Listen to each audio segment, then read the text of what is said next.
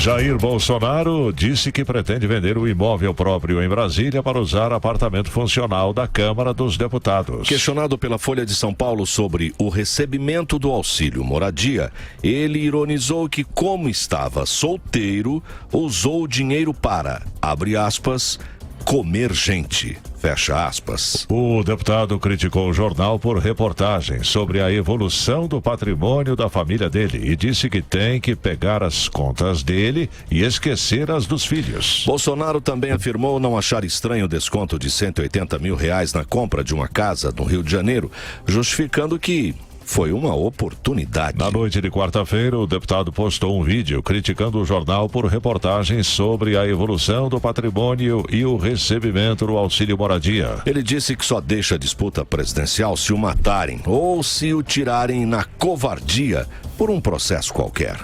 O professor Vila e o nosso Felipe Moura aqui conosco também. Hoje, em entrevista à Folha de São Paulo, o deputado federal Luciano Bivar, de Pernambuco, afirmou que a palavra filiação não consta no termo divulgado à imprensa sobre a filiação de Jair Bolsonaro, mas o presidente do PSL afirma que, tão certo como 2 e 2 são 4, o pré-candidato, hoje no PSC, vai migrar para o partido em março.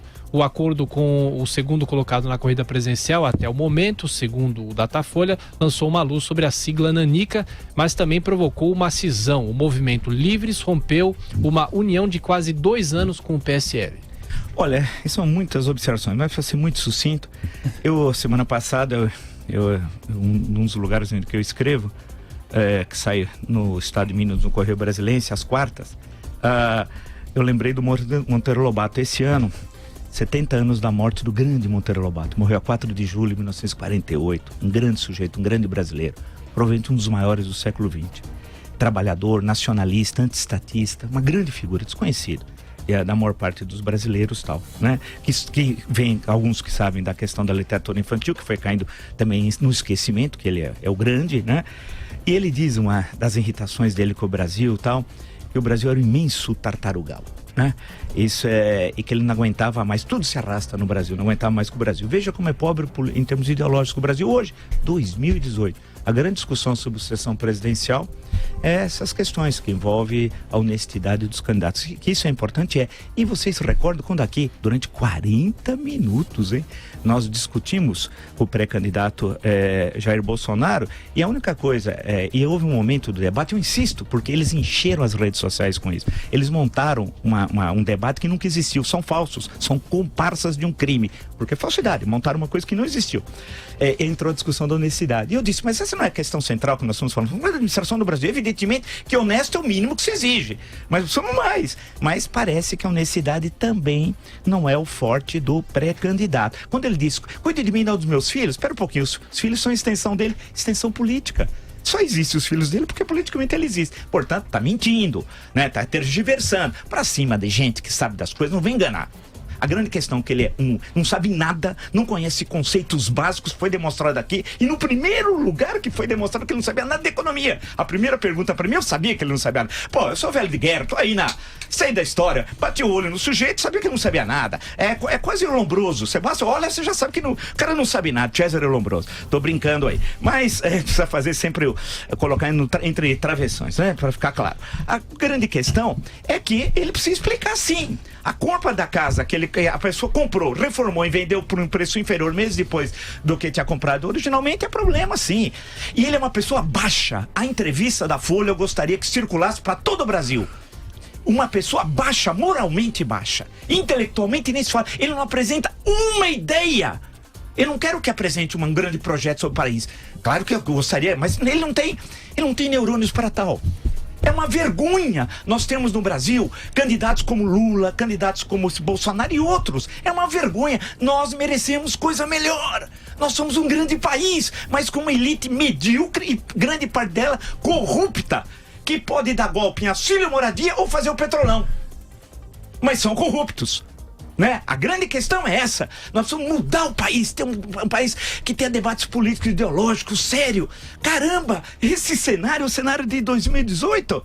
Então, quando eu li a entrevista hoje muito cedinho, porque para chegar aqui com tudo lido, precisa acordar no mínimo umas 4h30, 5 horas da manhã. Eu fiquei estarrecido. Eu falei, poxa, alguém vai dizer assim, mas os jornalistas encaminharam entrevista para isso. Não. Quando você é velho de guerra e quer apresentar suas ideias, você pode responder outras coisas. É uma vergonha. Em suma, aquela história da honestidade. Então isso não existe. Tem coisa ali. Mas o que me interessa, eu vejo como o Brasil é pobre e concluo. Nós ficamos discutindo isso.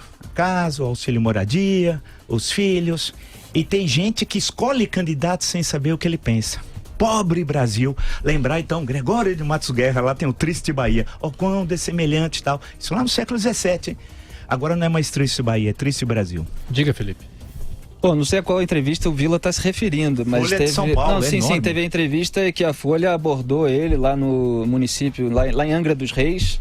Essa entrevista, eu acho horrível realmente essa entrevista, mas tanto da parte da Folha como do Bolsonaro. É uma entrevista truncada ali, que há um confronto entre os dois. A Folha está querendo descobrir sobre a suposta funcionária fantasma dele. Ele está dando respostas num tom que eu também acho que não deve. Eu acho que a imprensa precisa vasculhar a vida dos candidatos. O Bolsonaro está aí na primeira colocação se o Lula for condenado, a vida dele vai ser vasculhada. Evidentemente, eu tenho algumas críticas aqui e ali ao tom de certas matérias que passam uma impressão de coisas que não são, ou que pelo menos precisam de uma investigação maior, não sem prejuízo da possibilidade de haver algum problema nessa investigação. Então essa entrevista da Folha é mais um confronto ali sobre funcionário fantasma. Eu não sei como é que poderia aparecer ali propostas de governo. Eu acho que uma entrevista sobre propostas de governo, isso aí poderia aparecer. Em relação a entender de economia, eu não vejo nenhum desses candidatos, principalmente aí os que estão nas primeiras colocações, entender de economia. Lula, Dilma Rousseff nunca entenderam de economia. É claro que isso não favorece o Bolsonaro. Evidentemente que eu preferia que tivesse vários candidatos que entendessem de economia. Só vejo o Bolsonaro ser muito cobrado disso e ele pelo menos admite que não entende de economia. Era fundamental que o Brasil tivesse um debate político, um debate público, um debate eleitoral muito mais avançado, muito mais profundo. Infelizmente não tem. O Lula, o que ele falava é distribuir dinheiro para os pobres. Se você pegar os vídeos da caravana do Lula pelo Rio de Janeiro, é isso que ele está dizendo, falando do gás de cozinha, enquanto o Lindbergh diz, preciso dar dinheiro para os pobres para movimentar a economia. Esse é o entendimento que essa gente tem. Michel Temer também botou lá o Henrique Meirelles, que é quem verdadeiramente entende de economia, porque ele também não entende nada. Quando vai falar, pega o teleprompter para falar a respeito. Em relação a patrimônio, auxílio moradia, é preciso divulgar o patrimônio do candidato, é preciso apurar se ele faz uso indevido. O que ele alega é que ele tem um apartamento de 2 quartos pequenos, uma cozinha pequena, que é menor do que os apartamentos funcionais cedidos aos parlamentares, e ele usa o dinheiro do auxílio moradia para pagar IPTU, contas de condomínio e tal. Se sobra, se tem alguma imoralidade, vamos dizer assim, é algo que precisa ser realmente apurado. Se ele está fazendo uso do dinheiro do auxílio moradia para outras coisas. Também é preciso, só para pesar a gravidade das situações, ver como é que os outros deputados usam, sem prejuízo de você julgar errado que ele use isso. Em relação ao patrimônio, é sempre bom distinguir que a Folha está dizendo, reunindo ele e os 3 filhos dele, dizendo que tem um patrimônio de imóvel de 13 milhões de reais. Isso é o patrimônio quanto ele vale hoje, não é o custo que foi pago para adquirir esses imóveis. Então isso também precisa ser analisado, distinguido em todas as suas nuances, e a reportagem da Folha não faz isso. Eu sou carioca, moro no Rio de Janeiro, eu sei que se você comprou... Perdão, até destruir aqui um copo.